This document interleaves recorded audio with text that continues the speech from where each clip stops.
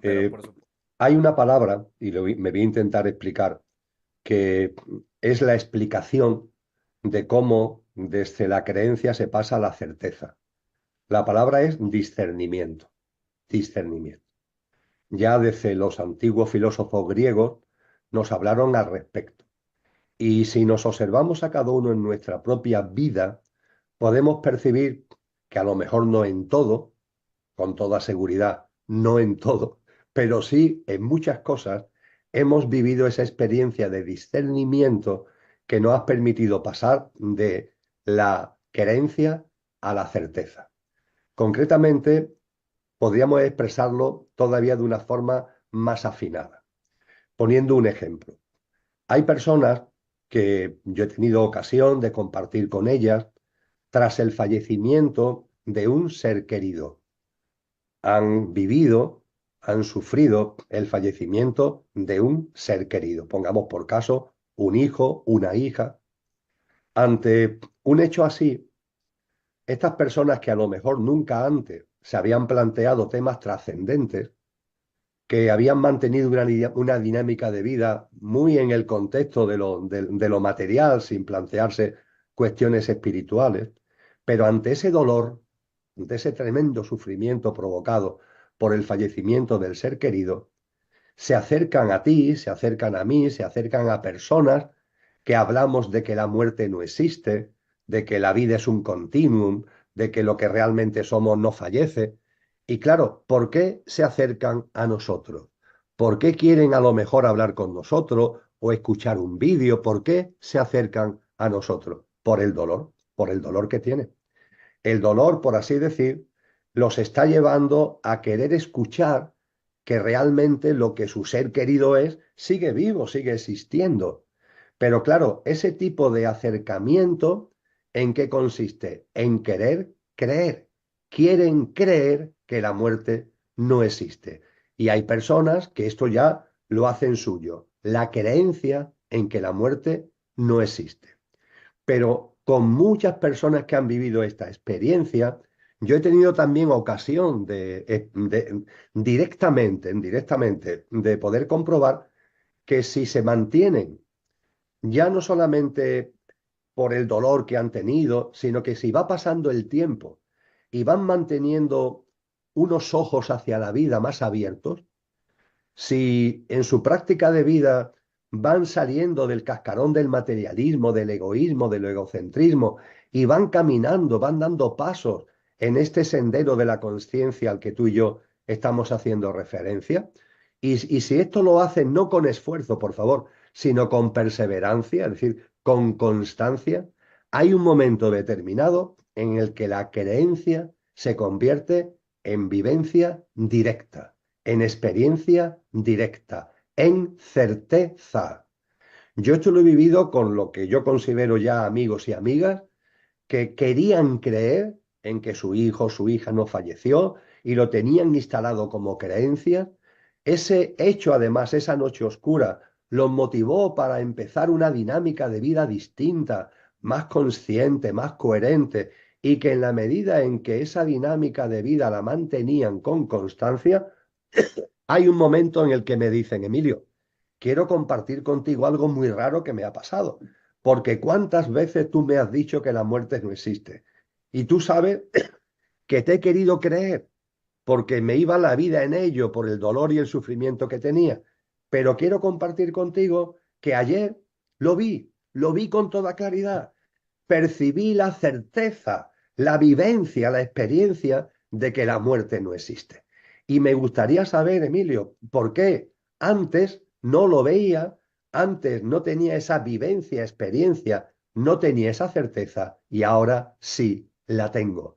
Y la respuesta es muy sencilla, por tu propio camino, por los pasos que has dado en tu vida más coherente, más en sintonía con lo que realmente eres.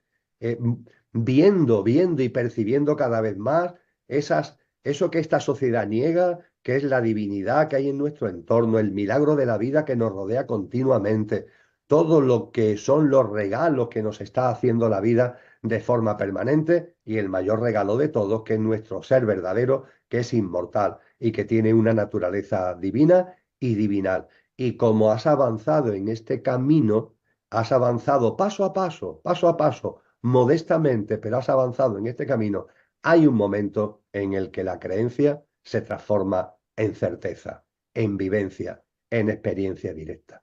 Y creo que esto lo hemos vivido muchos en muchas cosas, Miguel. Lo mismo no con el ejemplo de la muerte que estoy poniendo, pero en otras cosas. Yo creo que si tú, yo, cualquier persona que vea este vídeo, cosa que le agradecemos enormemente que haya llegado a este punto ya del vídeo, cualquiera, si hacemos un repasito de nuestra vida, podemos ver que hay un momento en el que aparecen creencias. Esas creencias, cuando son ilusión, ficción, egoicas y materialistas, se diluyen. Cuando son creencias que tienen un mayor calado, son trascendentes, van como desenvolviéndose, y si nuestra práctica de vida se mantiene en la conciencia, de ese desenvolvimiento hace que en un momento dejen de ser creencias y se conviertan en certeza. Viene de muy atrás, es aquello. Y nos dice este postulado, aquello que no tiene origen es origen de todo lo originado. Y al ser origen de todo lo originado, se encuentra presente e inmanente en todo lo originado. San Juan de la Cruz, quien no ha oído hablar de él, lo llamó la divinal esencia. La divinal esencia que todos atesoramos, porque aquello que no tiene origen es origen de todo lo originado.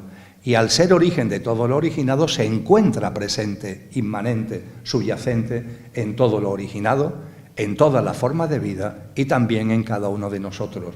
La divinal esencia, repito, a la que hizo referencia, por ejemplo, San Juan de la Cruz y a la que han hecho mención muchos místicos y místicas a lo largo de la historia. Y a partir de ahí, fijaros, cuando admitimos como hipótesis para la consideración, esto ni hay que creérselo ni no creérselo. Yo propongo que lo admitamos como una hipótesis. Bueno, puede ser que exista aquello que no tiene origen y que es origen de todo lo originado. Y claro, si es origen de todo lo originado, se encuentra presente, inmanente en todo lo originado. Vamos a admitirlo como hipótesis para nuestra consideración. Fijaros que si admitimos esto como hipótesis, ¿qué significa? Que todo lo originado, el universo entero, todas las formas de vida que pueda haber en el universo y desde luego todas las formas de vida que hay en este maravilloso planeta, han surgido de lo mismo, están impulsados por lo mismo y tienen un mismo impulso. Porque lo que no tiene origen origina todo y por tanto impulsa todo. Eso hace que desde antiguo se hable de que la vida entera, la del cosmos en todas sus plasmaciones, tiene un sentido. Porque al ser impulsado por algo que es uno y es lo mismo, ese impulso es el mismo para toda la vida y la vida tiene un sentido. Los que estéis de alguna forma más cercanos a las tradiciones orientales, hay un término que es un vocablo chino antiguo que por Occidente se ha dado a conocer en las últimas décadas, que es Tao, el Tao, T-A-O, el Tao. ¿Qué es el Tao? El Tao es ese, precisamente, el sentido de la vida. Hay un principio primordial que todo lo impulsa y como todo tiene el mismo impulso, la vida entera tiene un sentido.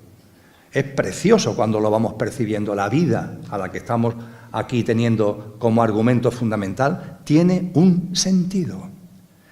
Pero en paralelo también se nos dice que con relación a ese sentido, las formas de vida que tenemos conciencia, que somos autoconscientes, tenemos percepción de que existimos, de que somos, las formas de vida que tenemos autoconsciencia, como somos los seres humanos, tenemos, fijaros qué preciosidad, libre albedrío para vivir alineados con el sentido de la vida o a contramano del sentido de la vida. Es decir, la vida tiene un sentido, pero teniendo un sentido, tú y yo podemos vivir alineados con ese sentido o a contramano de ese sentido, en armonía y en sintonía con ese sentido o a contramano de ese sentido.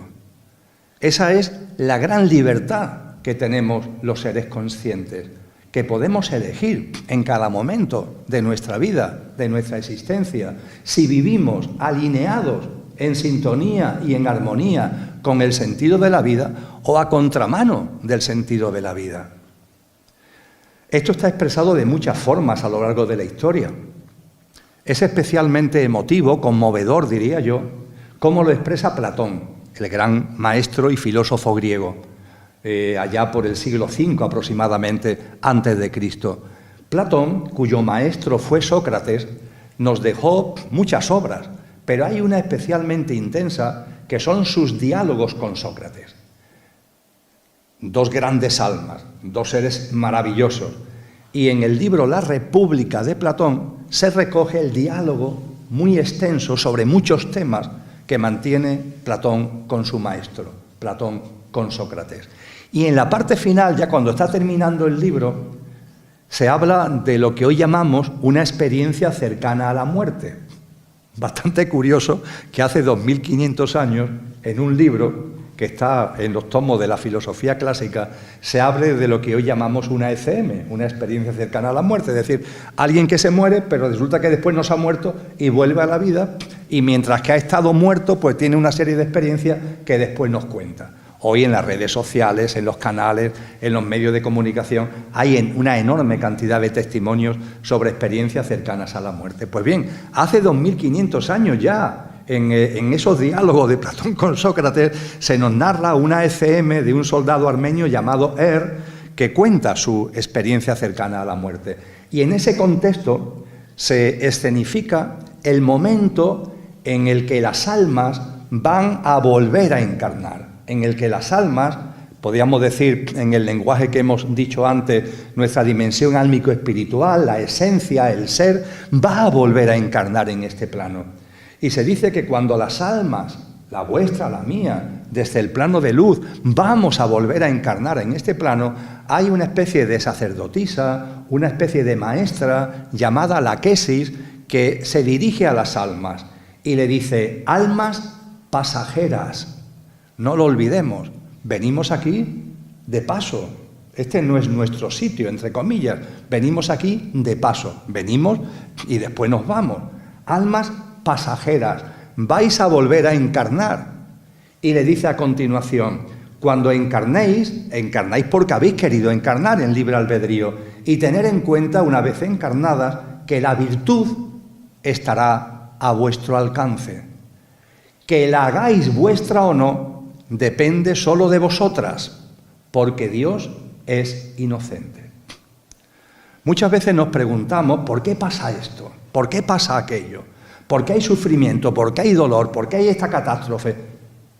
Y hay personas que dicen: ¿y Dios esto cómo lo consiente? ¿Dios por qué no hace algo? Recordemos esta frase maravillosa del diálogo entre Platón y Sócrates: Dios es inocente. El quid de la cuestión está en si nosotros, en la forma de vivir cada uno y en la forma de vivir colectiva, estamos eligiendo la virtud o la estamos rechazando. Porque eso es lo que provoca todo.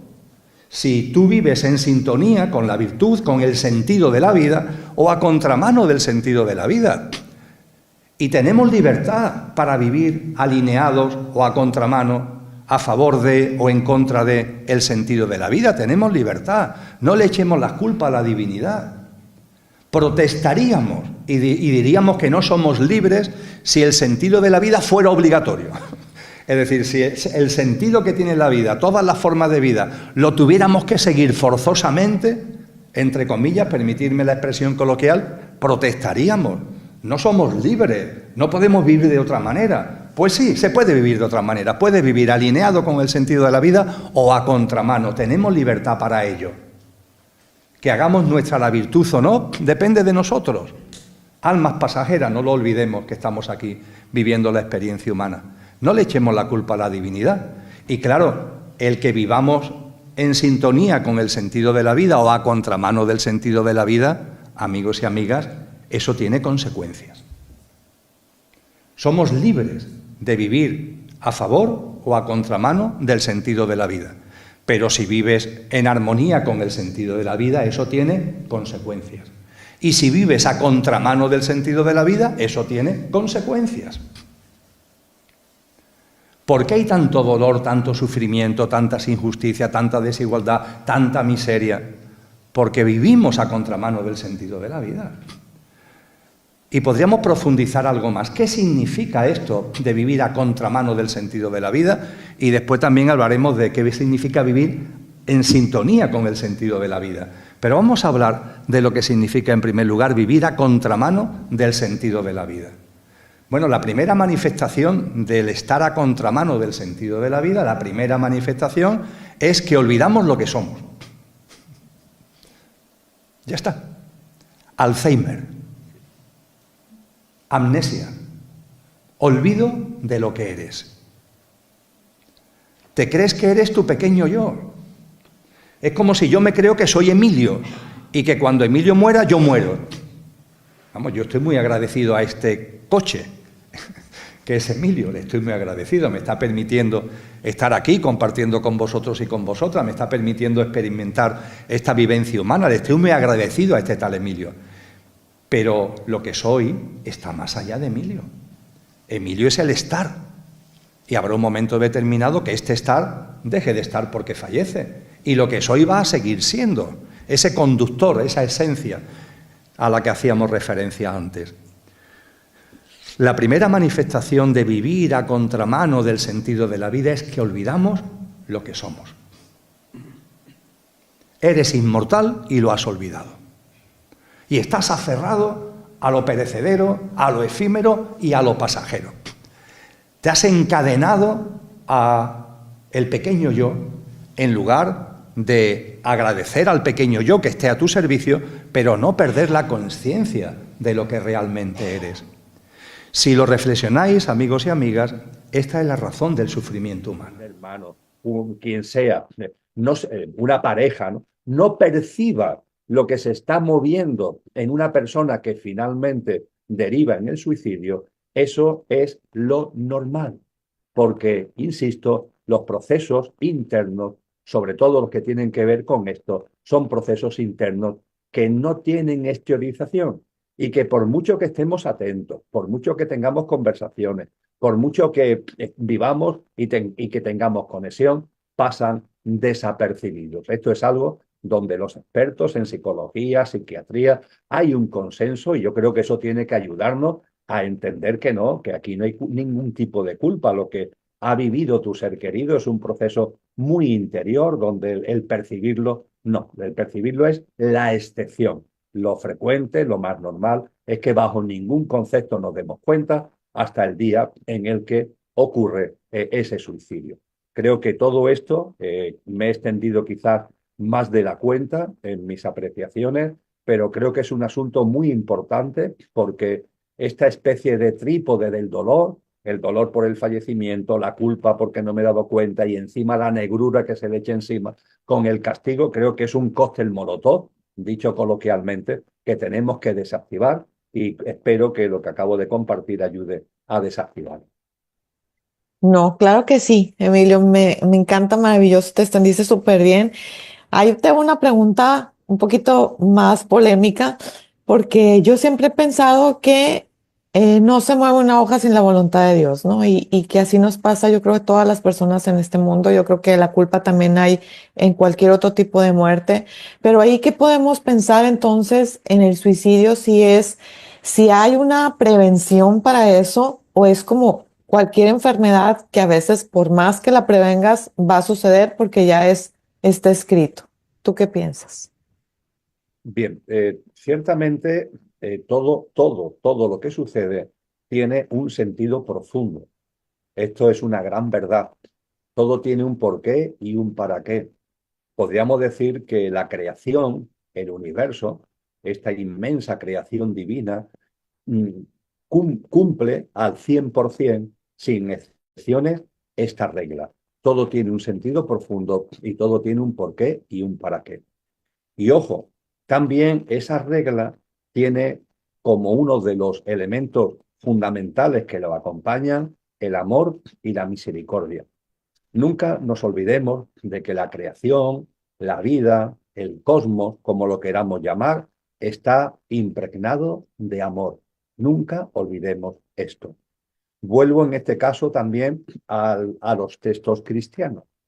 En los escritos de Juan, creo recordar que es en el propio Evangelio de Juan y en una de las cartas de Juan, se dice algo que es enormemente necesario de recordar con frecuencia. Dios es amor, y el que no conoce el amor no conoce a Dios. Dios es amor.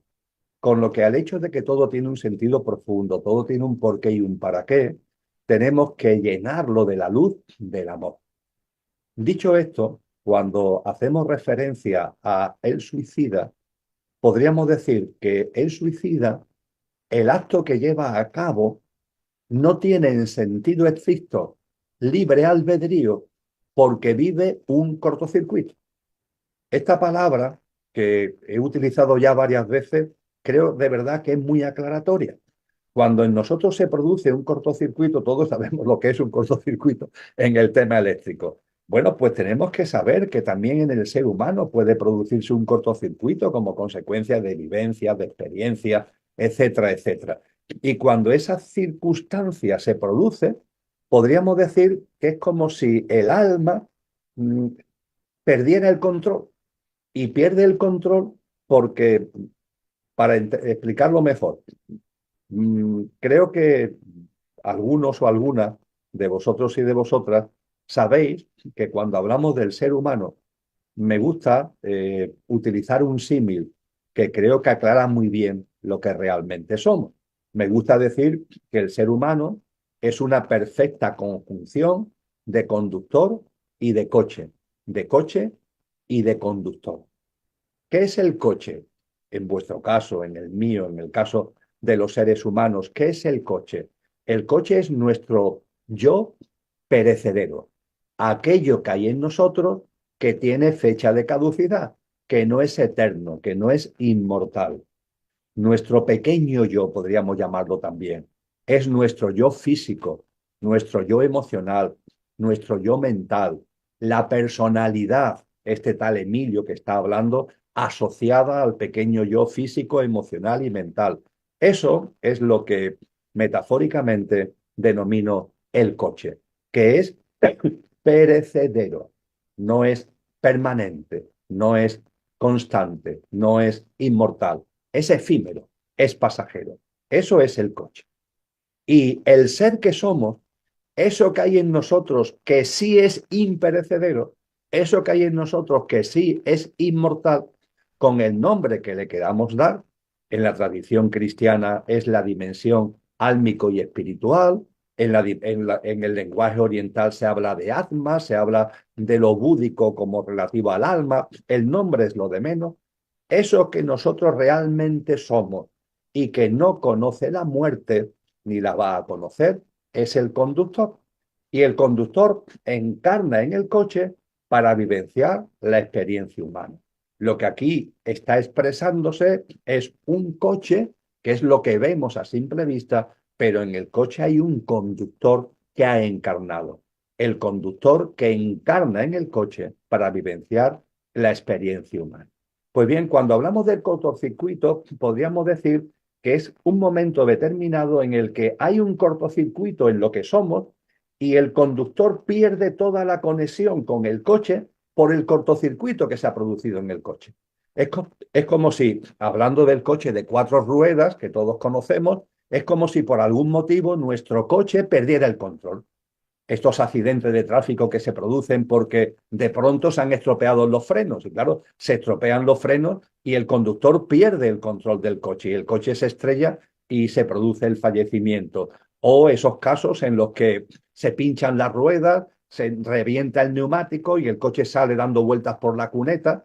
Estos son símiles que nos pueden ayudar a entender lo que significa el cortocircuito. Y claro, cuando el cortocircuito se produce, cuando se produce el reventón del neumático, cuando se produce la rotura del freno, ahí se pierde el control. Esto es el cortocircuito y esto es lo que se vive, hablando siempre metafóricamente como símil, cuando hacemos referencia al suicidio. Y todo ello conduce a lo mismo, conduce al hecho de que nos quitemos de en medio la negrura del castigo, como teoría ahí que se nos lanza encima, Y también que nos quitemos de en medio la culpa, porque el hecho de que los frenos se rompan o el hecho de que el neumático tenga un reventón, eso procede y pertenece al mundo de ese coche y los demás que estamos alrededor no nos damos cuenta.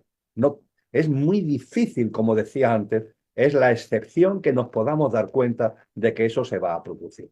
Creo que este ejemplo que acabo de poner ahora ayuda al hilo de tu observación, Ana Elsa, a aportar un poquito más de luz a lo que estamos compartiendo. Este tipo de personas Claro que sí. que ya tienen todo el dinero del mundo en sus manos. Hay una mínima parte, hay quien dice que no pasan de ser 40 o 50. Si mezclamos fortunas personales, patrimonios familiares, fondos de inversión y paquetes accionariales de las grandes corporaciones transnacionales, hay estudios que ponen de manifiesto que no deben ser más de 40 o 50. Bueno, pues cuando nos centramos en estos 40 o 50, con este nuevo orden mundial que están configurando, todo este lío, ¿para qué? Si ya tienen el poder a través del sistema socioeconómico, manejan la política, manejan el entramado político institucional, controlan el complejo tecnológico y militar, tienen el poder, tienen el dinero, tienen los recursos naturales. ¿Qué quieren? ¿Qué quieren? Yo diría que la última frontera es darnos cuenta de que tienen objetivos espirituales. Lo que, claro, es que lo que ocurre es que cuando hablamos de espiritualidad, en su caso, es distinto de cuando nosotros hablamos de espiritualidad. Yo personalmente, cuando hablo de espiritualidad, pues me refiero a un camino de conciencia, de autotransformación, para ser la mejor versión de mí mismo, para ser buena persona, para ser empático, para ser compasivo, etcétera, etcétera. En fin, lo que tantos maestros y maestras que nos han enseñado esa espiritualidad evolutiva han puesto de manifiesto. Pero ellos tienen todo lo contrario, ellos tienen una espiritualidad involutiva, al servicio precisamente de lo contrario, al servicio de esos objetivos satánicos que teniendo una espiritualidad, eso sí, involutiva, intentan que los demás olvidemos nuestra espiritualidad, precisamente para manejarnos. Yo tengo un amigo que de forma muy coloquial, y termino, me dice, Diego, dice, dicho coloquialmente, el mayor fracaso de Dios es que la gente no crea que no existe. El mayor fracaso de Dios es que la gente crea que no existe. El mayor éxito del diablo es que la gente crea que no existe, porque claro, es la forma en la que hace y deshace, manipula, confunde, y yo creo que estamos en esto, en este juego metido, con el nuevo orden mundial en el horizonte, y ahora mismo con el juego de las sillas entre los miembros de la élite para ocupar las mejores posiciones cuando ese nuevo orden sea una realidad. Y claro, el problema es que los codazos que se dan entre ellos, bajo la parte del iceberg que no vemos, nosotros los recibimos en carne propia en la punta del iceberg porque somos nosotros los modestos ciudadanos los que nos vemos involucrados y afectados por todas estas diatribas y todas estas luchas. Qué interesante, Emilio, porque justamente yo también he hablado mucho de este dicho que has dicho tú, ¿no? Dice algo así, bueno, yo lo he escuchado de otra manera, pero muy parecido. Y lo son, claro que sí. Y vienen de, por ejemplo, ahora hay una guerra declarada, no de puertas hacia afuera, pero sí se ve hacia adentro, que incluso alguna clarividente medium que ha pasado por el programa ha hablado de que va a haber atentados entre ellos. O sea, una lucha de poderes entre, por ejemplo, Elon Musk y Bill Gates ahora. Y se sabe que ambos vienen de familias eugenistas. No sé si tú has visto la película La semilla del diablo de Roland Polanski, pero ahí hay un claro ejemplo de cómo se han manejado estas élites y cómo juegan con estos ritos y quizás seguramente hacen estos pactos, ¿no? Así que sí lo hay, sí lo hay. Y Bill Gates declarado. Además, ya se sabe Bill Gates cómo ha invertido su patrimonio, en lo filántropo que es y dónde está invirtiendo, ¿no? Y gran cantidad de sus inversiones va para la organización de las tres letras. Y luego ya sabemos lo que pasó. Simplemente replicar modelos de negocio que antes quizá hacía lo digital y luego lo ha hecho en lo físico, ¿no? Ya sabes de lo que puedo hablar. Entonces, esto es verdaderamente interesante. Estaba pensando sobre esto, estas luchas de poder ahora que se pueden producir incluso a mano armada, Emilio, a mano armada, por luchas de poder, como tú has dicho, ¿no? ¿Cómo ves tú, ahora, hablando de tu libro, de tu último libro, La prognosis del horizonte venidero, ¿no? Se llama así, se titula así, si no me equivoco. ¿Cómo ves tú esto de aquí al 2030? O si puedes ver más allá, deslucidando, un poco, viendo entre líneas, ¿qué intuyes? ¿Qué puede pasar? Sin hacer a ver, recomendamos tu libro desde aquí, luego si quieres lo ponemos en la descripción, sin hacer un spoiler de tu libro, pero un poco, bajo tu intuición, bajo tu sabiduría, ¿qué crees que es lo que viene? Si vaya por delante, digo que no tengo ningún problema en hacer todo el spoiler de mi libro. Es decir, Vale, el vale. libro no lo he escrito con ninguna pretensión lucrativa, sino de compartir de Qué corazón. bueno. Y yo no estoy en posesión de la verdad, o sea que soy el primero en que me puedo equivocar. Pero bueno, lo que estudio, lo que veo que tiene fundamento, pues lo comparto y como hipótesis para la consideración. Así que Bueno, pero hay que decir que tú eres economista, ¿no? Tengo entendido. sí, sí, claro, yo Tú eres hice, economista, o sea, que sabes muy bien de lo que hablas, y ¿no? he sido profesor de economía política Uf. durante más de 3 décadas, o Mm. sea que sí, sí, y para mi suerte, porque ha sido una experiencia a la que le estoy agradecido, hoy no la repetiría, pero le estoy agradecido, además de economista, además de estudiar, de hacer el doctorado en economía, también en un momento determinado hice los estudios de experto internacional de desarrollo local por Naciones Unidas. Wow. Y eso me ha permitido colaborar con organizaciones como Habitat, como el PNUD, y conocer muy bien ese mundillo que, pues mira, lo llevo en mi bagaje, ¿no? En un momento determinado me di cuenta de lo que allí se mueve, en general, en el ámbito internacional, también en la política nacional, y decidí cambiar el paso, lo hice radicalmente, totalmente, pero le estoy agradecido porque me ha dado, ¿no? Un bagaje, ¿no? Me ha dado. Por ejemplo, eso me sirve para entender bien eh, el dialecto que se utiliza en los organismos internacionales. Yo he presidido la red de ciudades del Arco Atlántico, he presidido la red iberoamericana de municipalistas y el argot diplomático internacional lo conozco bien. Con lo que tengo la capacidad, que también lo hago en este libro, de traducir, por así decir, cuando se dice A en un texto diplomático, en un texto de un organismo internacional, qué es lo que se está diciendo. Y hablando de lo que más le puede interesar a nuestros amigos y amigas que siguen tu canal y tu programa, lo que nos espera de aquí al 2030. Yo diría, Diego, que el 2024 vamos a suponer el símil, lo utilizo en el libro, de construir un edificio. El edificio que se quiere construir es el nuevo orden mundial, vamos a llamarlo así. Y ellos tienen una fecha de culminación del edificio, el 2030 que todos conocemos, y tiene una agenda. Nos vamos a la agenda y claro, la agenda está llena de declaraciones grandilocuentes, toda muy hermosa. Hombre, lo que ocurre es que eso, la agenda es del 2015 y ya hemos estado viendo la patita, no hemos estado viendo la verdad de lo que todo esto trae consigo. Bien, yo diría que en ese edificio del nuevo orden mundial que tiene que estar terminado en el 2030, el año 2024, Diego, ha supuesto la terminación de los cimientos. Mm. Cuando se hace un edificio, yo creo que todos lo sabemos, la cimentación es lo más laborioso. Hay Sí. que abrir la tierra, hay que hacer la cimentación. Una vez que ya se ha terminado la cimentación, hombre, queda lo más evidente, ¿no? Que es levantar el edificio. Pero la parte más laboriosa es la cimentación y la menos visible, por decirlo de algún modo, ¿no? Mi convencimiento es que el 2024 ha servido para culminar ya los cimientos. Por ejemplo, en septiembre del 2024 se aprobó el denominado Pacto para el Futuro, del que se habla muy poco, pero todos los países del mundo reunidos en el edificio de Naciones Unidas aprobaron un pacto para el futuro que además está publicado en la web de Naciones Unidas, que es clarísimo sobre lo que quieren hacer. Ahí hablan con claridad de la importancia de la digitalización como componente básico de lo que tiene que ser el gasto y la inversión, olvidando infraestructuras, equipamientos, educación, salud. Eso ya no se computa, ya queda como olvidado porque lo importante es digitalizar las tecnologías, etcétera, etcétera. Ahora hablaremos seguro de ello un poquito más adelante, aunque ya lo hemos apuntado cuando hemos Sí, hablado de Clarín, a- etcétera, etcétera. además, Emilio, disculpa que te interrumpa, eso es la llamada revolución 4.0, 5.0, ¿no? La siguiente Efectivamente. revolución a la que prosigue la revolución industrial, ¿no? Que sería la 4.0, Efectivamente. si no me equivoco. O sea que sí, sí, Efectivamente. totalmente. Efectivamente. Entonces, ese pacto para el futuro, vamos, no voy a entrar en detalle, es tan simple como como leerlo en la web de Naciones Unidas, pero merece la pena, son decenas y decenas de páginas. Tiene un anexo que es el Pacto Digital Global, por ejemplo, ¿no?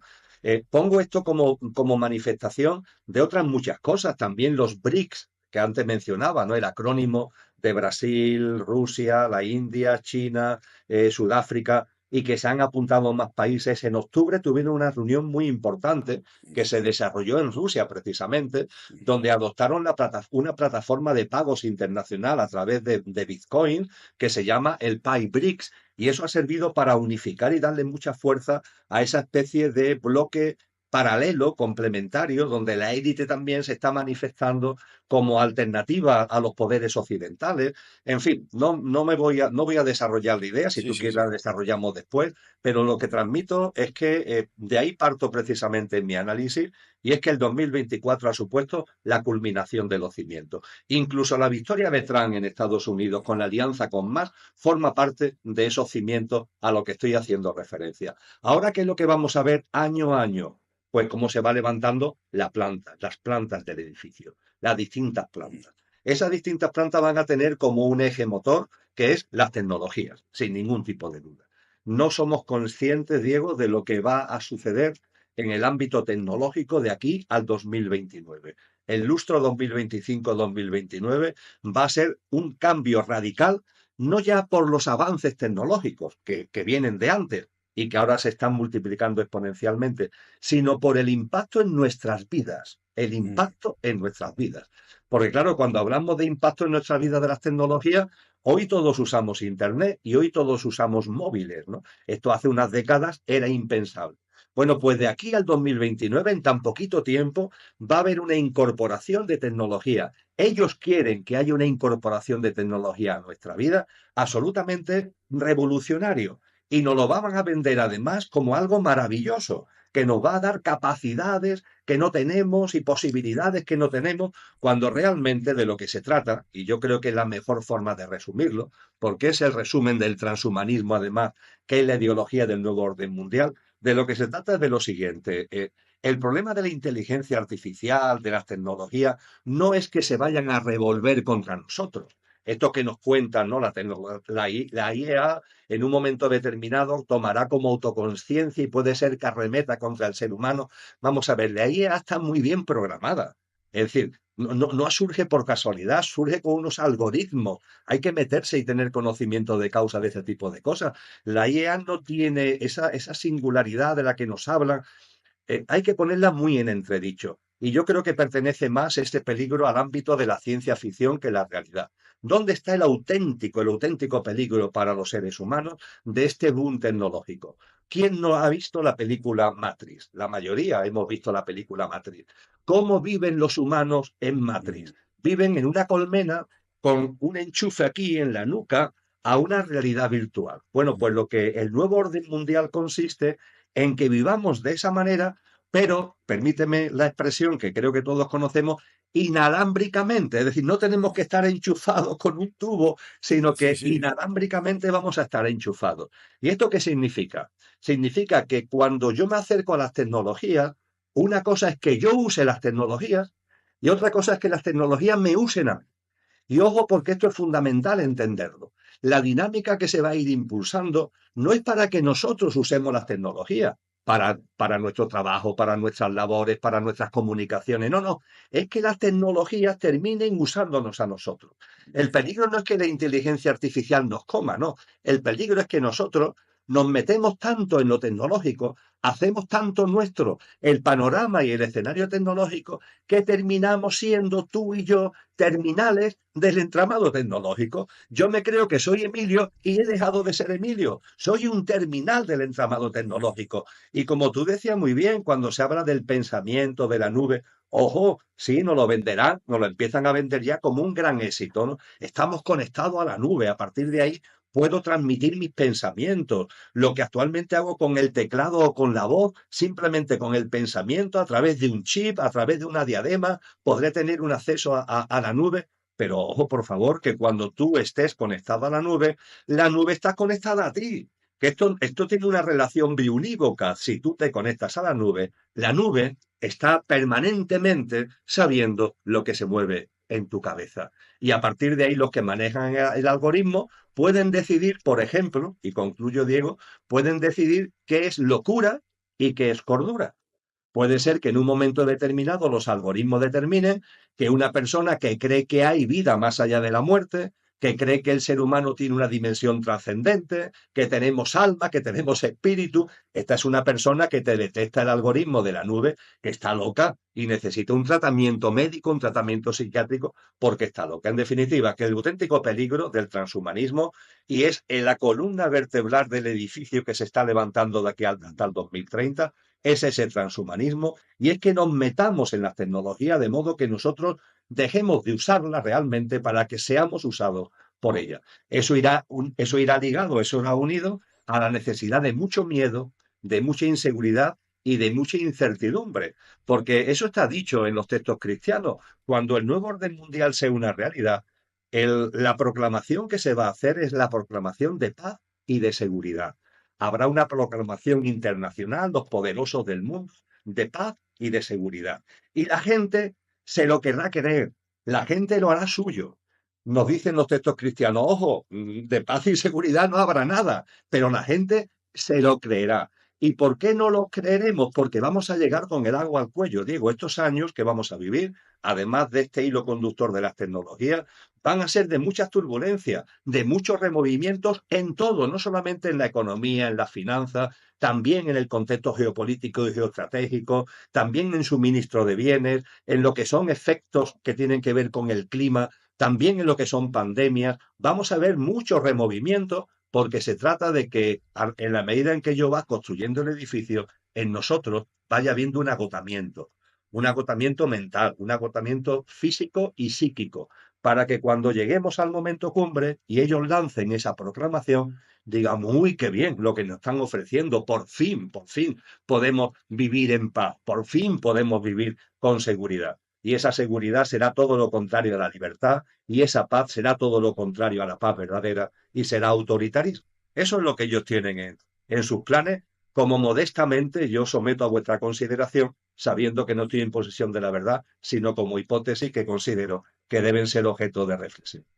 Sí, bueno, este escenario es un tanto apocalíptico también, hay que decirlo, ¿no? Porque estamos hablando de que nos quieren vender ahora una guerra en Europa, una guerra en Oriente Medio, que bueno, no sé si no la venderán, pero sí la hay, y yo creo que la están encubriendo y ahí a lo mejor es por donde está la verdadera guerra, ¿no? No lo que quieren vendernos en Europa. Pero ojo, hablando de la guerra, yo creo que es más una guerra espiritual, la guerra que nos quieren vender, Emilio Carrillo. Y yo ahora te hago la pregunta clave que me ha hecho reflexionar todo esto que has dicho, que creo muy acertado. Cuando nos instalen o digamos, ¿cómo puedo utilizar la palabra? Cuando sí, cuando nos instalen o cuando de alguna manera intervengan en nuestra evolución con estos chips, con este transhumanismo, con estas conexiones, con esta nueva era digital revolucionaria que te la venderán como que sabrás no sé cuántos idiomas y serás muy feliz y todo esto y harás no sé cuántas cosas y vivirás más tiempo, eh, se apoderarán de nuestro alma de esa manera. Extraviarán nuestra alma, exactamente, creo que esa es la expresión correcta, extraviarnos, hacer que perdamos, ¿no?, una visión verdadera de lo que es y de lo que somos. Es que un ser humano que deja de darse cuenta que tenemos una dimensión imperecedera, querido Diego, deja de ser un ser humano. Nos convertimos en infrahumanos. El ser humano es una perfecta conjunción de esencia y de apariencia. Lo perecedero que hay en nosotros, este tal Emilio, pero en este tal Emilio hay algo que es imperecedero. En el idioma que tú y yo hablamos, no sucede en el inglés, curiosamente, hay un verbo que es ser y un verbo que es estar. Los ingleses lo meten todo en la rebujina del to be. Nosotros no depende del escenario, ¿no? Hay un verbo que es ser y un verbo que estar. La esencia, lo imperecedero que hay en nosotros es el ser. Y lo perecedero, el Emilio de turno, el Diego de turno, es el estar. Y es maravilloso un ser que encarna en un estar. Pero ojo, cuando el estar deje de estar porque fallezca, el ser sigue siendo. Claro, tener esa visión de la vida es ver al ser humano tal como somos. Cuando olvidamos nuestro ser y nos ofuscamos y nos aferramos al estar, somos infrahumanos, que es lo que ellos quieren. Porque además a partir de ahí somos fácilmente manipulables. Una persona que está aferrada a lo pasajero y efímero que hay en ella es muy manipulable. ¿Por qué? Porque meterle el miedo es muy sencillo. Porque llevarlo a un sitio u otro a través de la incertidumbre y la inseguridad es muy sencillo. ¿Cuántas personas hoy en el mundo, Diego, están dispuestas a renunciar a parcelas de libertad a cambio de la seguridad. Y Ya claro, lo han hecho, Emilio, y a cambio sí, del miedo. Y en el 2020, sin llegar a... O sea, lo ha hecho efectivamente, muchísima gente y está en peligro. efectivamente. Claro, y sin darse cuenta de que sin libertad no hay seguridad. Sin libertad lo que hay es autoritarismo. Eso no es seguridad, eso es autoritarismo, eso es control. Eso es dejar de ser realmente un ser humano, desde el olvido de lo que somos y aceptando unas pautas de vida, aceptando unos patrones y unos sistemas de creencias que nos convierten, como decía antes, en un terminal más de un gran complejo tecnológico, que es lo que quieren que seamos. Tema de conversación del que sepáis que nadie tiene ni idea. Sacar un tema de conversación del que nadie tenga ni idea. Veréis que inmediatamente todos empezamos a opinar. Vamos a ver, si es la primera vez que escuchas esto, guarda silencio, infórmate. Pues no, inmediatamente se empieza a opinar. Ayer por la tarde se nombró a un cardenal papa. Y en cuestión de minutos ya estaba todo el mundo dando su opinión sobre Robert Provost, que hoy es León XIV. Al momento todo el mundo estaba dando la opinión, me parece bien, me parece mal. Vamos a ver, pero ¿tú sabes algo de este hombre? ¿Sabes algo de su trayectoria? Hombre, vamos a tener un mínimo de conocimiento de causa. No, juzgamos permanentemente, no lo podemos evitar. Ahí sale el magistrado juzgando a la vida, esto está bien, esto está mal, estoy de acuerdo, no estoy de acuerdo. Y lo malo de esto, además, lo más malo, es que no nos pagan, ¿sabéis? Porque a los magistrados, a los jueces, a la jueza tienen un sueldo. Nosotros, sin embargo, estamos permanentemente juzgando a la vida y lo hacemos gratis. Qué trabajón tan inmenso y sin cobrar ni un solo euro. Cuando nos ponemos a contramano de la vida, nosotros nos convertimos en jueces de la vida. Mirad, hace 400 años hubo un gran sabio, que seguro que habéis oído hablar de él, llamado Galileo Galilei. Galileo Galilei hace 400 años no fue el primero que lo dijo, ya lo habían dicho algunos antes como Ptolomeo, pero en fin, creo que los libros de historia casi dicen que fue él el primero, que se pronunció públicamente como científico diciendo: la Tierra no es el centro del universo. Porque se creía que la Tierra era el centro del universo, es decir, la Tierra está en el centro y todo el universo gira en torno a la Tierra. El Sol gira en torno a la Tierra, la galaxia gira en torno a la Tierra, el universo gira en torno a la Tierra, todo gira en torno a la Tierra. Había ese convencimiento. Y Galileo Galilei, que observaba el cosmos, dijo: no, la Tierra se mueve, ¿sabéis? No es el Sol el que se mueve en torno a la Tierra, es la Tierra la que se mueve en torno al Sol, y el Sol se mueve por el universo. La Tierra se mueve, la Tierra no está fija y el universo moviéndose a su alrededor. Lo cogió la Inquisición, lo acusó de hereje y lo empezó a torturar. Y claro, cuando lo estaban torturando, pues el hombre dijo: mire usted, yo no quiero que me torturen, no quiero morir aquí en medio del martirio. No tuvo, vamos a llamarlo así, la entereza, pero en fin, hay que ponerse en su lugar también para entender su posición, ¿verdad? Y cuando lo estaban martirizando, en un momento de: por favor, que he recapacitado y tenéis razón. Qué tonto he sido, cómo he podido pensar que la Tierra se mueve. Claro que tenéis razón, la Tierra no se mueve, la Tierra está fija y es el centro del universo. Cuenta la historia que le dieron varios tortazos más y lo dejaron en libertad a los pocos días. Y también cuenta la historia que pasaron muchos años, ya era muy mayor Galileo Galilei, estaba en el lecho de muerte por enfermedad. Y ya no lo podían matar porque se estaba muriendo. Y entonces fue cuando dijo aquello, esa frase célebre en italiano de Eppur si muove. Y sin embargo, se mueve. Claro, ¿cómo no va a moverse la Tierra, por favor? Claro que se mueve. La Tierra no es el centro del universo. Han pasado 400 años. La Inquisición mantuvo esto como una herejía hasta 1812, como quien dice, hasta ayer. Pero en fin, han pasado los años y hoy yo creo que nadie mantiene la idea de que la Tierra es el centro del universo. Y si alguien dijera que la Tierra es el centro del universo, nos sonreiríamos, ¿verdad? Bien, Ciertamente nadie dice que la Tierra sea el centro del universo. Yo no conozco a nadie que diga eso, pero conozco así de gente que dicen la Tierra no, pero yo sí soy el centro del universo. Yo sí, por favor, porque todo debe estar a mi servicio, la vida entera a mi servicio. La naturaleza, todas las formas de vida, las personas que me rodean. Eso en psicología tiene un nombre, la cosificación de las personas. Las personas están a mi servicio para darme placer, para satisfacerme, y desde el centro del universo que soy yo, todo lo juzgo. Y lo que me conviene lo llamo bueno, lo que no me conviene lo llamo malo. Habrá mayor alejamiento del sentido de la vida, habrá mayor alejamiento de la realidad. Qué pecado tan tremendo, entendiendo como pecado lo que realmente significa etimológicamente este profundo y total alejamiento. Es impresionante. Y claro, el egoísmo, el egotismo, el egocentrismo nos impregnan y casi no nos damos cuenta. Perdemos una mirada compasiva hacia la vida, hacia los demás, hacia los reinos de la naturaleza en su totalidad. Vamos perdiendo esa mirada. Yo diría que la hemos perdido, la estamos algunos, me imagino que si estamos en esta sala, será por eso para que empezamos como a recobrar un poquito la vista, estamos como empezando a recobrar la vista que hemos perdido para ver la realidad de las cosas. Tanto yo, tanto egoísmo, tanto egocentrismo, perdemos la compasión, la empatía, la solidaridad, la cooperación, la mano tendida, nos metemos en nuestro mundo cerrado, estéril, en nuestro hábitat que llamamos de confort, aunque como dicen muchos psicólogos es un hábitat de mentira existencial, que nunca te va a dar felicidad, que nunca te va a dar plenitud, y lo sabes, pero ahí sigues, eres incapaz de abandonar esa dinámica de vida alejada del sentido de la vida, alejada de lo que realmente es y alejada de lo que realmente eres.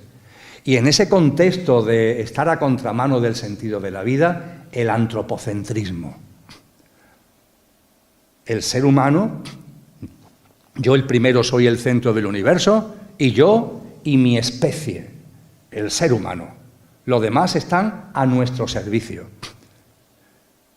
Todas las formas de vida están al servicio del ser humano, del género humano.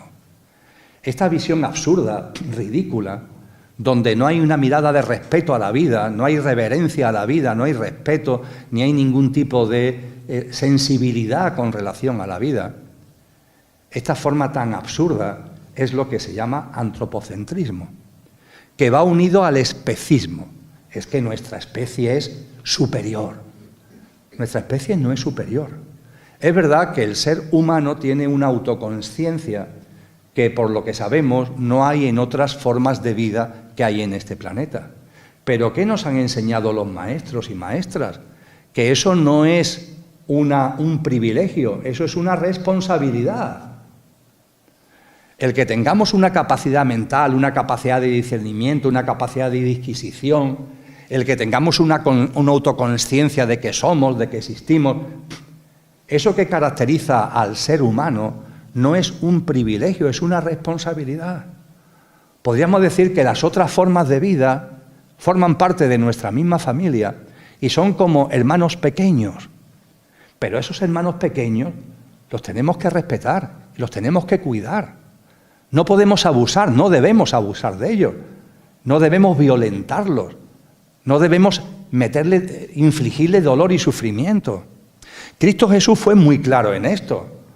¡Ay de aquellos que le hagáis daño a uno de estos pequeñuelos! Lo dicen los evangelios con toda claridad. ¡Ay de aquellos que le hagáis daño a alguno de estos pequeñuelos!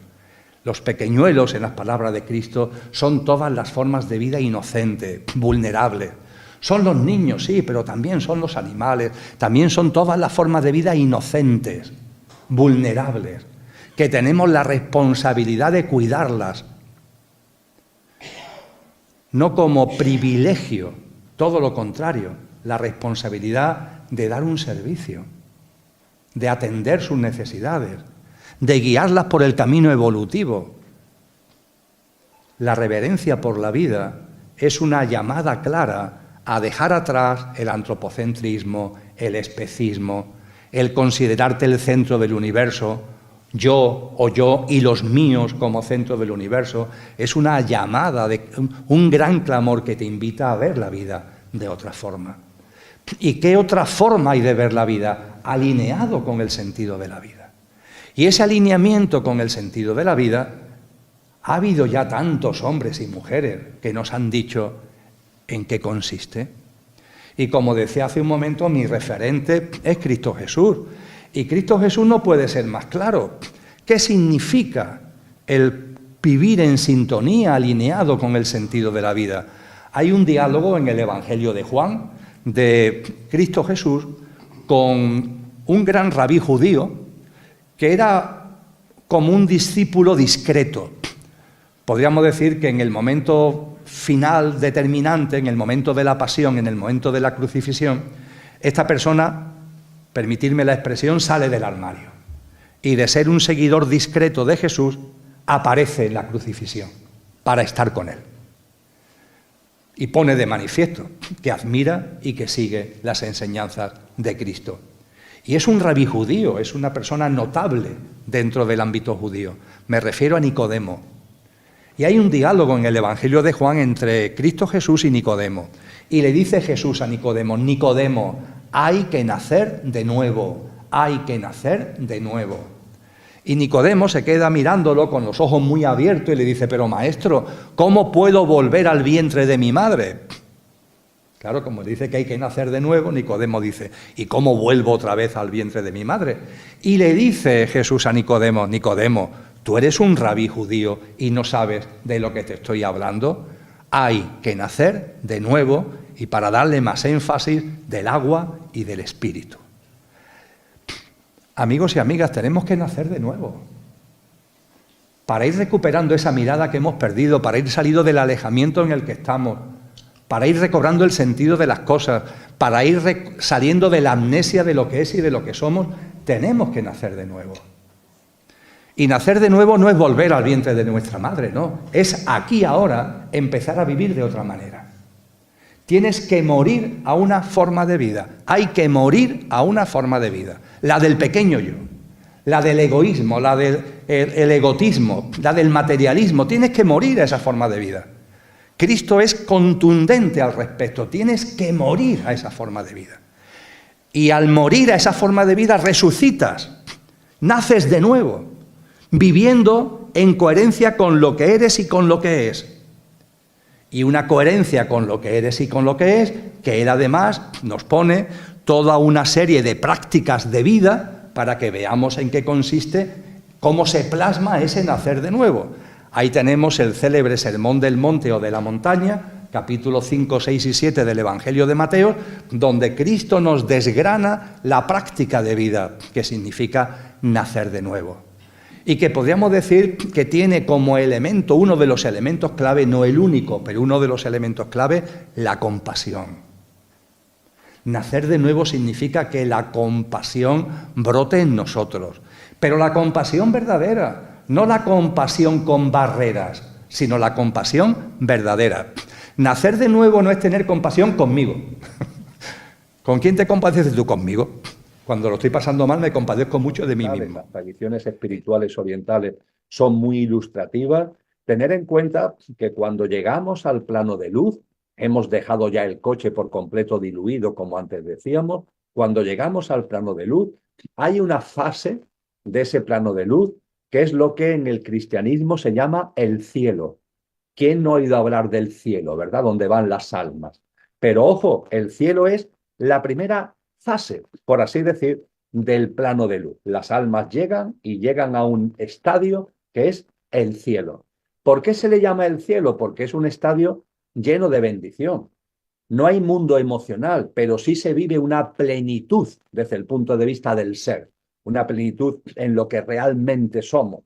Es también el ámbito donde se producen los reencuentros álmicos, es decir, cuando uno vuelve, cuando uno va al plano de luz, digo vuelve porque todos venimos de allí, cuando uno vuelve al plano de luz, allí nos reencontramos álmicamente con seres queridos que habían fallecido y que álmicamente se produce el reencuentro. Es un plano, en definitiva, esa fase del plano de luz que es el cielo, es de una gran plenitud, no entro en más detalles, salvo que me lo preguntéis, es de gran plenitud y por eso precisamente se llama el cielo. Pero ojo, las almas no se quedan ahí. Ahí están el tiempo que consideren oportuno, hablando de tiempo en nuestro lenguaje. Pero no se quedan ahí. Hay un momento determinado que las almas en el plano de luz dejan esa primera fase que es el cielo y entran en otra segunda fase que se le llama de servicio y de sabiduría. Y esa fase es enormemente activa y enormemente potente porque el alma recibe sabiduría. El alma va a recibir las respuestas a todas las preguntas en conciencia que se haya podido hacer mientras que estaba en este plano. Si no te has hecho preguntas, no se te va a dar la respuesta, pero si te haces preguntas de tipo espiritual, consciencial, metafísico, existencial, todo eso vas a tener respuesta. Los seres de luz van a darte esa respuesta. Y esa fase de sabiduría puede ser una fase prolongada en función cada uno de las preguntas que durante su encarnación física se haya podido plantear. Y junto con la sabiduría, el servicio. Las almas, la de vuestros seres queridos, la de mis seres queridos que están en el plano de luz, realizan, una vez que han dejado el cielo, realizan actividades de servicio muy potentes. Acompañan en el tránsito a desencarnados, porque el tránsito este que yo antes compartía, que es el estadio donde disolvemos el purgatorio, donde disolvemos lo emocional y lo mental, no lo hacemos solo. Estamos acompañados de seres de luz, estamos acompañados de almas que han desencarnado y que nos acompañan en ese camino de disolución de nuestro coche para que entremos en el plano de luz. Pero es que además, eso en función de cada alma, las almas realizan también funciones aquí. Desde el plano de luz, las almas se proyectan no encarnadas, sino como almas para llevar funciones de apoyo, de armonía, de sintonización, de armonización, de equilibrio ante las mil circunstancias durísimas que hay en la actual humanidad para, con su sola presencia, poner un pelín, aunque sea un pelín, de esa armonía, de esa sintonía que en muchas ocasiones requerimos. Y hay multitud de personas que en momentos muy difíciles sienten como una presencia, por así decir, o sienten como un estado que no comprenden muy bien. Oye, estoy viviendo esto con una especie de sosiego, con una especie de serenidad que no es propio. Bueno, pues estas almas que se proyectan aquí aportan mucha de esa serenidad, de ese sosiego ante circunstancias, sobre todo masivas, cuando son temas que afectan a muchísimas almas, grandes accidentes, grandes tragedias, catástrofes naturales, realizan unos actos de presencia enormemente potentes. Quiero decir con esto que la conexión con los seres queridos que han fallecido está ahí siempre.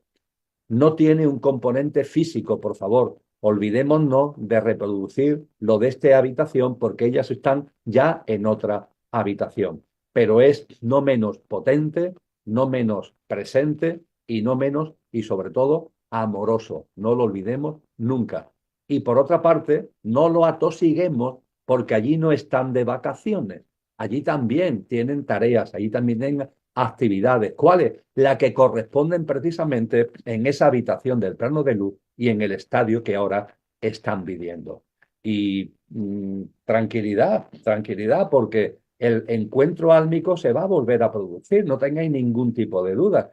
Hay personas que me dicen, bueno, Emilio, pero si cuando yo desencarne y vaya al cielo, el alma de mi ser querido ha vuelto a encarnar, ya no está, entonces no se produce el encuentro álmico. No os preocupéis, porque realmente las almas nunca encarnan al 100%. Podríamos decir que desde el plano de luz, los conductores se proyectan.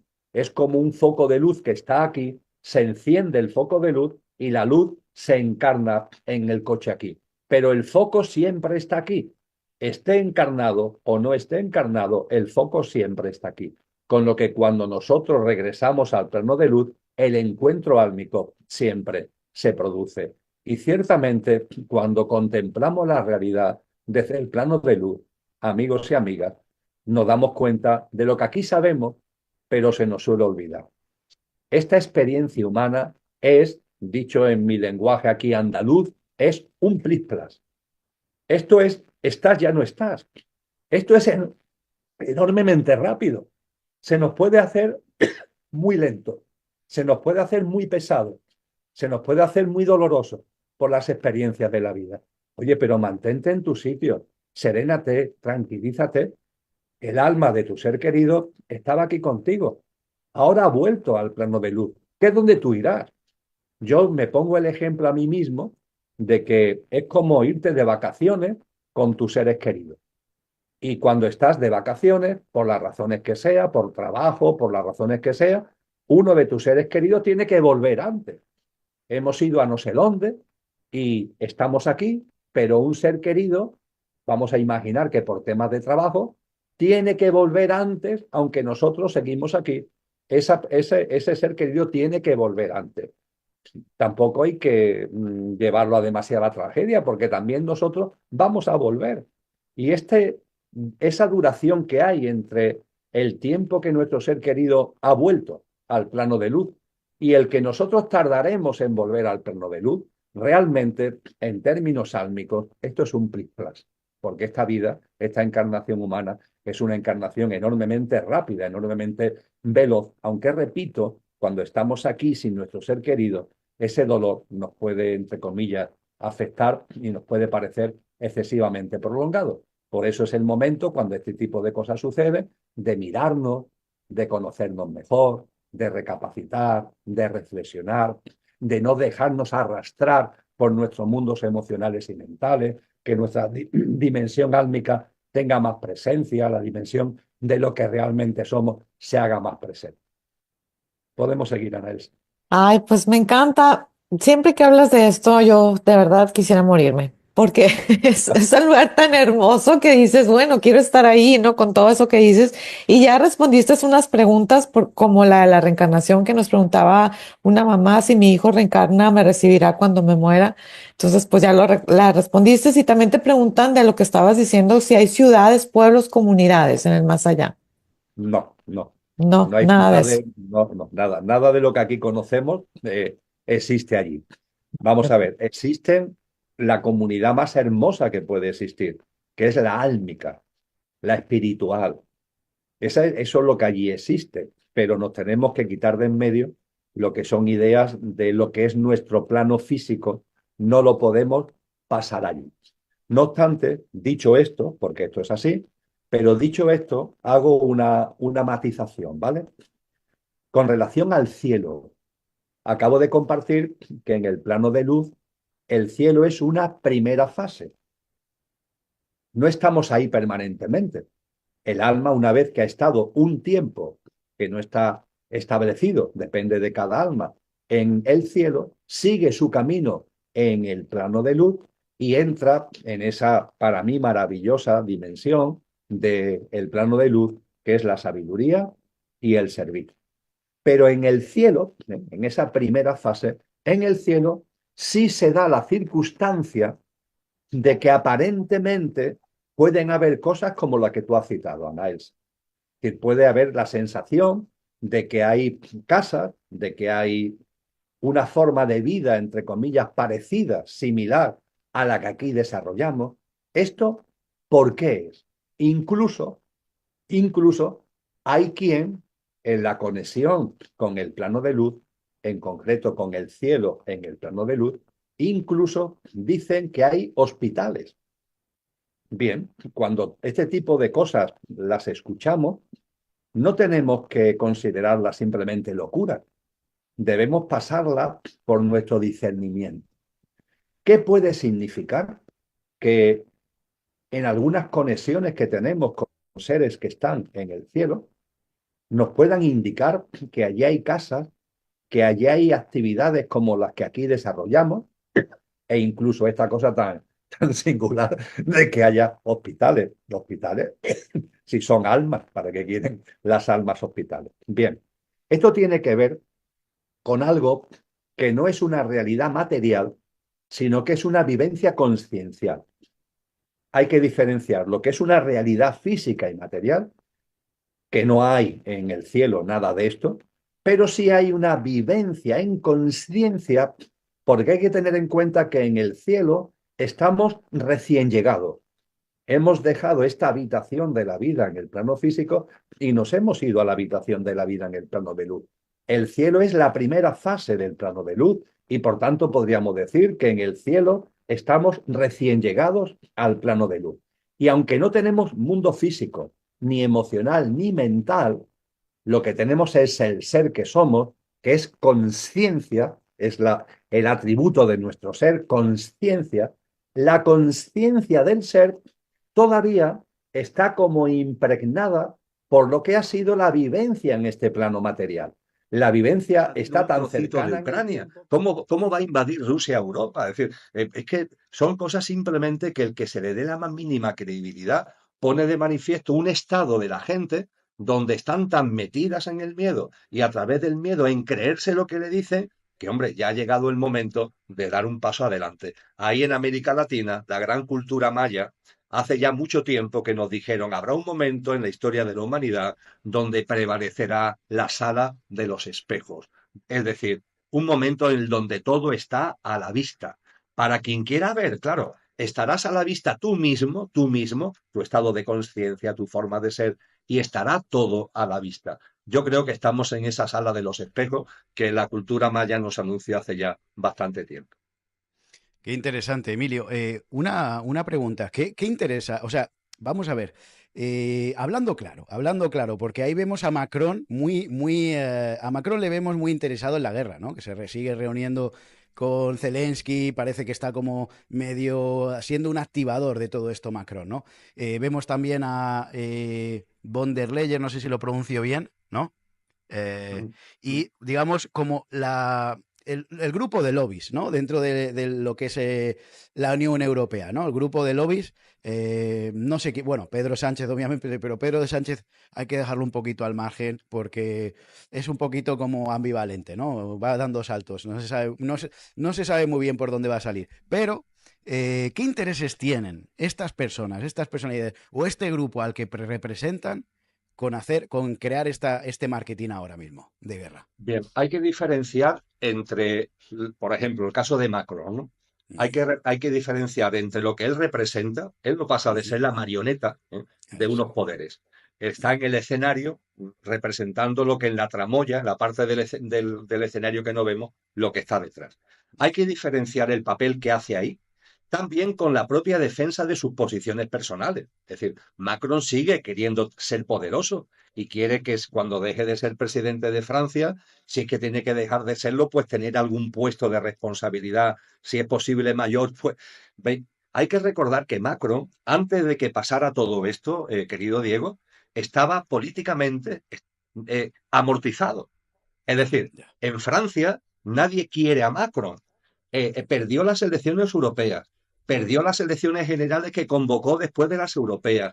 No ha sido capaz de formar gobierno. Nombra porque el presidente francés puede nombrar al primer ministro. Eso sí, tiene que estar apoyado por la Asamblea Legislativa. Como Macron ha perdido la mayoría en la Asamblea Legislativa, primer ministro que nombra dura unos cuantos meses. Nueva crisis de gobierno. Esa es la realidad en la que está Francia. Esto le ha venido maravillosamente. Él se está agarrando a esto como a un palo ardiendo porque le salva su posición personal. Fíjate, Es de un estar poco como hundido Pedro Sánchez, políticamente. ¿no? Es un poco Pero como bueno, Pedro Sánchez. Pedro Sánchez no está tan hundido electoralmente en España. Vaya por Ya. delante que yo no tengo, iba a decir que Pedro Sánchez no es santo de mi devoción. Ya. Ninguno es santo de mi devoción, porque parece que como digas no sé, es que estás apoyando a otro. No, en mi caso, yo estoy convencido que todos los políticos, al fin y al cabo, son iguales, tienen lo mismo y persiguen lo mismo, sus intereses personales y ser voceros de una élite que los maneja como marioneta. Me da igual que se vistan de un color, que se vistan de otro. Todos son exactamente lo mismo. Pero al menos en el caso de Pedro Sánchez, las encuestas, bueno, pues hay de todo tipo, pero mantiene un cierto peso electoral, vamos a llamarlo así, ¿no? Pero el caso de Macron era tremendo, Diego. Entonces, claro, ahora fíjate, está sacando pecho. Es un líder internacional que convoca a otros países y que lidera. Es Uf, qué espectacular, ¿no? peligro. Está como resurgiendo de sus cenizas, aprovechando un acontecimiento. Eso sí, lo está aprovechando en clave personal, pero ojo, en ese escenario está manifestando lo que le dicen que tiene que manifestar y diciendo lo que tiene que decir. Y claro, hay muchos políticos que este tipo de cosas le vienen maravillosamente cuando están en crisis, porque es una forma de darse un protagonismo que habían perdido ante el ciudadano y el electorado por completo. Sí, sí, sí. Bueno, muy interesante. Tengo más incógnitas. No sé, si quieres te lanzo ahí varias y tú me dices por dónde quieres ir. ¿Te parece? Me parece muy bien. Eh, Mira, me gustaría también que me dieses tu opinión sobre el tema de los 144.000, ya que hablas tanto de la Biblia y todo esto. Si esto, no sé si son semillas estelares, ¿qué opinas de los 144.000? Me gustaría saber, porque yo he escuchado mucha información sobre el tema de por qué se han metido en Ucrania, si es verdad que hay laboratorios. Descubrieron, bueno, perdona, le confiscaron un ordenador portátil al hijo de Biden con unos contratos bajo cuerda de muchísimos millones y encontraron una cantidad de información que Donald Trump y pues todo lo que está repasando ahora mismo, que están sacando muchos documentos a la luz, entre ellos lo de JFK y todo esto, y mucho más, pues es muy posible que ahora pues Donald Trump va como va por todo, ¿no? Se ve que Donald Trump ha entrado fuerte y va por todo. Le queda poco tiempo quizá de vida y por eso dice, esta es la mía, me voy a vengar incluso, porque viene con muchas ganas de venganza, ¿no? Por lo que le ha pasado. Entonces, bueno, me he ido ya, me he ido ya. Te estaba contando 144.000 casos de laboratorios en Ucrania o establishment y élite de Europa con referente a lo que has dicho. No sé si es que está detrás George Soros, alguien interesado en mover una serie de capital. La guerra, sabes que da mucho beneficio a ciertas personas. Ahí hay un marketing, ya solo los kits estos de supervivencia van a dar muchísimo dinero, igual que las mascarillas, ¿sabes? O sea, esto ya solamente por anunciarlo en los telediarios, etcétera. Bueno, no sé, dime, Mira, ¿cuál pues te interesa más? empiezo si te parece, porque creo que se puede despachar con facilidad el tema de George Soros. Bien. George Soros pertenece a ese grupo que denominamos la élite, entre comillas. Posiblemente no es de los miembros más destacados, ¿no? Dentro del contexto de la élite, pero George Soros tiene un signo distintivo, una señal de identidad que es importante. Cuando hablamos de Bill Gates, cuando hablamos de Elon Musk, cuando hablamos de Bezos, son personas que han montado corporaciones tecnológicas fundamentalmente, pero al fin y al cabo son corporaciones que se basan en la producción de bienes y servicios, aunque sean de alta gama tecnológica, ¿verdad? Este no es el caso de Soros. Soros en su vida ha tenido una empresa, en su vida ha realizado nada. Es decir, toda su fortuna personal lo ha ganado siempre a través de la especulación. Punto. Especulación. Es un experto en la especulación. Esto no es que lo diga yo, ni es siquiera algo ofensivo, ¿no? Es una realidad. Este hombre ha ganado siempre dinero a través de la especulación financiera, de la especulación de capitales. Ha especulado con metales preciosos, ha especulado con divisas, siempre ha especulado con valores en bolsa, Y ha siempre ha financiado jugado. muchísimas campañas de presidenciales, ¿eh? Hay que decirlo también, Sí, ha sí, sí, entrado mucho en la totalmente. influencia de eso. Efectivamente, bueno, y aquí en España, no sé si fue la primera, pero vamos, fue en la primera semana que Pedro Sánchez llegó a Moncloa, recibió a Soros, es decir, fue toda una especie de puesta en escena diciendo, oye, yo aquí tengo un valedor que viene de antes, claro, no va a venir del día anterior, yo tengo aquí un valedor que además ya se muestra, ¿no? Y claro, lo que está pasando en Europa tiene mucho que ver con, porque Europa, si lo comparamos con lo que es el resto del mundo, le está pasando algo parecido. En Europa está perdiendo capacidad productiva, capacidad industrial, capacidad tecnológica. Y la única forma de mover dinero es a través de la especulación, ¿no? Y Oh, claro, la especulación aquí es sencillo porque el Banco Central Europeo le da la máquina de fabricar euros y empiezan a sacar euros a troche y moche, ¿no? Y estamos, claro, es muy propio de la filosofía de Soros lo que está pasando en Europa, por decirlo de alguna manera. Es decir, creo que esa parte de la élite que Soros representa se ve muy bien escenificada en los movimientos puramente especulativos, que después detrás no hay nada que tenga ningún tipo de sustancia. La sustancia puede ser que nos guste o que no nos guste, pero Neuralink tiene una sustancia, para entenderlo. Hay unos chips, hay unos satélites, ¿no? En las corporaciones de SpaceX, por ejemplo. Este no es el caso de Soros y tiene mucho que ver con lo que estamos percibiendo de esta especulación vacía, ¿no? Como un castillo de naipes, ¿no? Que se crea, pero que vemos que no tiene ningún sostén, que es en lo que se ha convertido Europa. Esto con relación a Soros. Ya te digo, su principal señal de identidad es que no se ha hecho el dinero a través de corporaciones tecnológicas, empresariales, sino puramente a través de los Da, da, juegos artificios de la especulación financiera.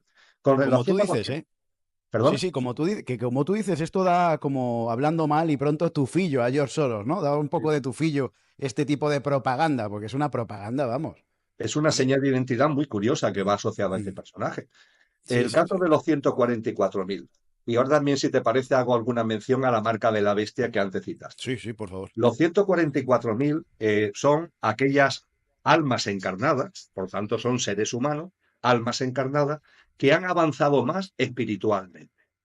En el Evangelio de Mateo, el capítulo 25, Cristo Jesús utiliza el símil de la lámpara de aceite para hablar del alma. Y dice que estamos llamados a echar aceite a la lámpara, porque habrá un momento determinado que se terminará un ciclo y aparecerá un nuevo ciclo, una nueva humanidad en una tierra restaurada, que para participar de ese nuevo ciclo no es que tengas que tener la lámpara llena, pero tienes que tener un nivel mínimo requerido, porque si no, no vas a tener sintonía vibratoria con la frecuencia vibracional de esa tierra restaurada. Y Cristo Jesús nos habla de esa metáfora de la lámpara de aceite que tenemos que ir echando aceite. Pues bien, con esta metáfora como telón de fondo, es fácil de entender lo que son los 144.000. Son aquellas almas, por tanto, personas, son aquellas almas que a través de sus ciclos de encarnaciones han llenado la lámpara. Bien, han llenado la lámpara. Son, por así decirlo, que están a la cabeza, ¿no?, del camino espiritual que todos estamos recorriendo, y evidentemente el llenar la lámpara de aceite no significa ningún privilegio, es una responsabilidad, porque por compasión, por amor, son los llamados, ¿no?, a estar como ahí, creando más conciencia y tirando más del paquete colectivo en el que estamos. Esos son los 144.000 que además dicen los textos cristianos que cuando se configura la nueva humanidad, sobre ello caerá la responsabilidad de gestión de esa nueva humanidad, evidentemente bajo el paraguas, bajo la dirección no de Satanás, como ocurre antes, el gobernante de este sistema, sino ni más ni menos que de Cristo, y esos 144.000 gestionarán la nueva humanidad, nunca como privilegio, sino como responsabilidad y con vocación de servicio público. Y con relación a la marca de la bestia que tú antes citabas, la marca de la bestia es un acontecimiento que acontecerá cuando esté muy cercano el cambio de ciclo. Es decir, cuando uno analiza el Apocalipsis, los textos cristianos, se habla con claridad de la marca de la bestia, pero es un estado de gestación muy avanzado. Podríamos decir que ya el nuevo orden mundial se ha configurado y ha tenido ya un recorrido ese nuevo orden mundial que tiene que ver con la gran tribulación que habla el Apocalipsis y los textos cristianos. Y cuando está avanzado es cuando se da la marca de la bestia, que es algo que todos los seres humanos, ellos querrán que llevemos en la mano o en la frente, y sin lo que no se podrá comprar ni vender. Está hablando hace 2000 años de algo que llevaremos en la mano o en la frente, sin lo cual no podrás comprar ni vender. Evidentemente estamos hablando de dinero digital, no de dinero físico. Estamos hablando de la desaparición del dinero físico y de la prevalencia absoluta del dinero digital, y de unos instrumentos tecnológicos, un chip en la mano, unos códigos de barra indeleble en la frente, lo que sea, que será como la tarjeta de crédito, pero que no llevaremos en la cartera, sino que la llevaremos incorporada. Y de hecho se nos venderá, que es muy beneficioso, porque además de permitirnos comprar y vender, pues llevaremos el pasaporte, ¿no?, y el carnet de Y te darán conducir. bonificaciones por portarte bien. Ya Y lo el, están y el- haciendo en China. Lo están y haciendo el- en China ya. y el historial Sí, sí. médico, ¿no? En fin, nos lo venderán como una... Bueno, eso está descrito hace 2000 años. Yo invito, escribí un texto en el año pasado, pero bueno, como decíamos antes, los textos no están para que yo gane dinero, están para que compartamos. Microsoft, la empresa Microsoft, en el mismo día, las mismas fechas que se declara la pandemia del Pues COVID. hace ya tiempo, Natalia, que los maestros y maestras nos hablaron acerca de estas cosas.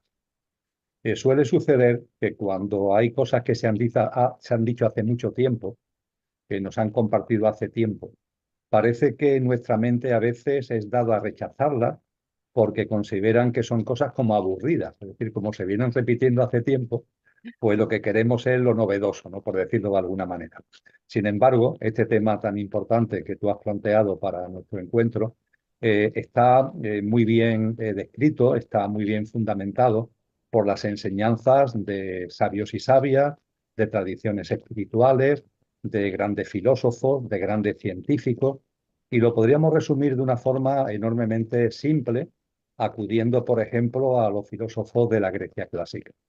Ellos nos enseñaron que el universo es un todo ordenado, que hay un orden. De hecho, ellos lo llaman cosmos para poner en evidencia ese orden implícito que hay en todo en el universo. Y en ese orden, donde hay unos patrones, donde hay unas leyes, donde hay unos principios, como es arriba es abajo, como es abajo es arriba, etcétera, etcétera. En ese contexto, ellos nos enseñan que en el universo, en el cosmos, todo está en movimiento, todo es un permanente movimiento. Lo que enlaza también con la tradición oriental que nos advierte de que la realidad en la que vivimos es maya, no en el sentido como se ha tergiversado en la actualidad de algo ficticio o de ilusión, no, maya en el sentido de impermanente. Impermanente porque todo está en cambio, todo está en movimiento. Y eso sí, como el cosmos tiene un orden, ese movimiento no es caótico, sino que es un movimiento que tiene unos patrones cíclicos, cíclicos. Y todo, por tanto, que todo se está moviendo en lo pequeño y en lo grande, todo lo hace a través de ciclos, lo cual para muchas de las cosas que tenemos delante en nuestra vida cotidiana es bastante evidente, ¿verdad? El propio día y noche lo vivimos cada 24 horas y es una clara manifestación del movimiento, el movimiento de la Tierra, el movimiento del Sol, el movimiento en el que nos encontramos y cómo ese movimiento se plasma en un patrón, que en este caso es el día y la noche. Pero evidentemente hay otros muchos patrones, hay otros muchos ciclos que conocemos perfectamente, los ciclos lunares, pongamos por caso, los ciclos de los océanos y de los mares, de pleamar y de bajamar, los ciclos anuales, etcétera, etcétera. Todo, por tanto, está en movimiento, de ahí el concepto de impermanencia que va ligado al término maya, eso sí, no de una forma caótica o azarosa, sino con base en ciclos. Ciclos que están perfectamente establecidos y perfectamente regulados. Pues bien, en ese sentido, en lo que se refiere al tema que aquí nos convoca, que es la nueva humanidad, lo que nos han enseñado es que la humanidad también evoluciona a través de ciclos, también, no solo el cosmos, sino toda la vida que hay en el cosmos, y la humanidad no va a ser una excepción. Con lo que el ciclo en el que estamos actualmente, viviendo como seres humanos, como almas encarnadas en el plano humano, este ciclo humano no es un ciclo permanente, es un ciclo que se está moviendo cíclicamente y es un ciclo, por tanto, que de la misma forma que se inició, de la misma forma que se ha desarrollado, pues también terminará. Es muy curioso que cuando, por ejemplo, a Cristo Jesús, sus discípulos le preguntan, Maestro, ¿cómo será el final de los tiempos? Lo encontramos en el Evangelio de Mateo, capítulo 24. Él le dice, no, de final de los tiempos no, porque no va a terminar la vida, no va a terminar la tierra, no va a terminar la humanidad. Yo voy a hablar del final de los tiempos de esta generación humana, es decir, de este ciclo humano. A partir de ahí, lo que tenemos que ser conscientes es que estamos en un ciclo que como ciclo se inició, se desarrolló y que todo va runta de que está llegando a su final. Aunque, como también dice el propio Jesús en ese capítulo 24 del Evangelio de Mateo, nadie sabe ni el día ni la hora, porque cuando hablamos de ciclo, tenemos que poner el acento en la consciencia. Y lo que tiene que ver con la consciencia y con lo espiritual se escapa del cronómetro. En esto también los sabios griegos también nos enseñaron que una cosa es el tiempo material, que ellos llamaban crono, de ahí viene la palabra cronómetro, el cronómetro, el calendario, etcétera, etcétera, que se repite, ¿verdad? Es repetitivo, los segundos, los minutos, las horas, los días, las semanas, los meses, los años. Eso es crono, pero ellos hablaban también de otro tiempo que es kairos. Y kairos es el tiempo que toma el mando cuando entramos en el final de un ciclo. Es decir, cuando el ciclo nace y se va desarrollando, el tiempo lineal es el que rige. Pero cuando vamos acercándonos al final del ciclo, Cronos se pasa a un lugar secundario y el que coge el protagonismo es Kairos. Y claro, Kairos no puede ser llevado a calendario, porque si lo llevamos a calendario nos equivocamos, porque Kairos no funciona en calendario. Kairos sí se muestra porque conlleva siempre removimiento y aceleración, que estamos percibiendo en la actualidad.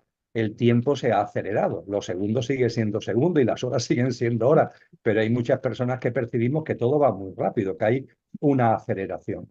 Y junto a aceleración, removimiento, mucho removimiento. Pues bien, esa aceleración, ese removimiento son expresiones de Kairos, y que Kairos esté haciendo acto de presencia pone en evidencia que estamos en el tramo final de un ciclo, de una generación humana, que por otra parte no debería extrañarnos si tuviéramos mirada suficiente para ver la vida, porque el movimiento y el movimiento a través de ciclos es una constante que está presente en el cosmos entero. A partir de ahí, mi criterio, a la luz de lo que enseñan estos grandes personajes a los que acabo de hacer referencia, es que en estos momentos estamos en plena transición. Es decir, hemos terminado, estamos agotando un ciclo y vamos al inicio del siguiente. Y claro, cuando hablamos de que estamos agotando un ciclo, lo podemos ver también no solamente por la aceleración, por el removimiento, sino también porque está claro que el ciclo humano en el que estamos ya no da más de sí, querida Natalia, ya no da más de sí. Podemos barnizarlo de una manera distinta. Por ejemplo, lo estamos barnizando de un modo diferente a través de las tecnologías. Pero cuando escarbamos, ¿qué es lo que nos encontramos? Más de lo mismo.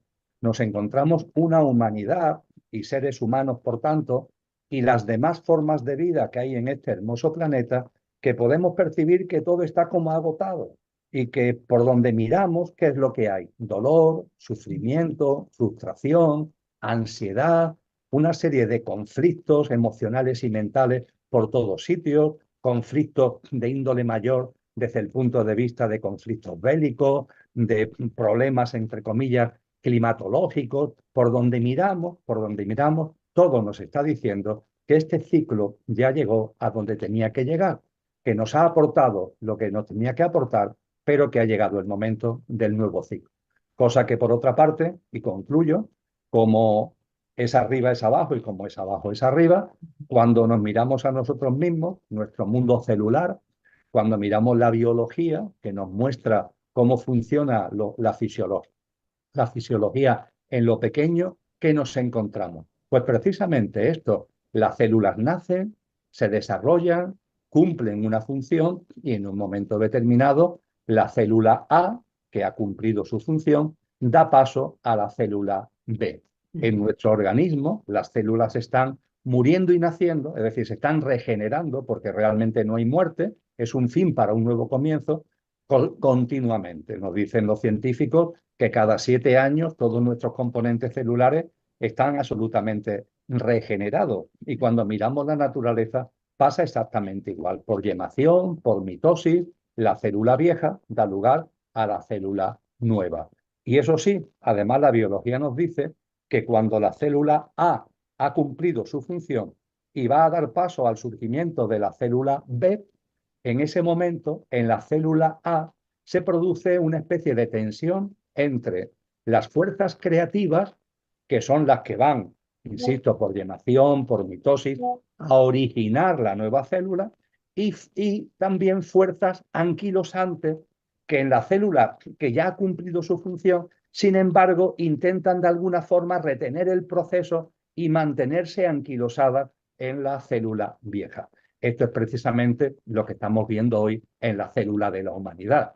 Esta célula va a dar lugar a una nueva célula, esta humanidad va a dar lugar a una nueva humanidad, y en la humanidad actual, que está ya agotada, podemos ver claramente que hay fuerzas creativas que están impulsando el surgimiento de lo nuevo, pero de la misma forma hay fuerzas que están ahí anquilosadas, reteniendo, como de alguna forma intentando obstaculizar el proceso, aunque la biología nos advierte que precisamente el hecho de que haya componentes celulares que intentan como parar el proceso regenerativo, eso intensifica la fuerza de aquellas que están desempeñando una labor creativa. Es decir, que ese anquilosamiento, mira por dónde, sirve de fortalecimiento a las fuerzas creativas. Eso tiene que ver con lo que estamos viendo hoy, de que ante tanto sufrimiento, ante tanta distopía, ante tantos hechos y sucesos tan dolorosos y sufrientes, eso precisamente está sirviendo para que haya cada vez más personas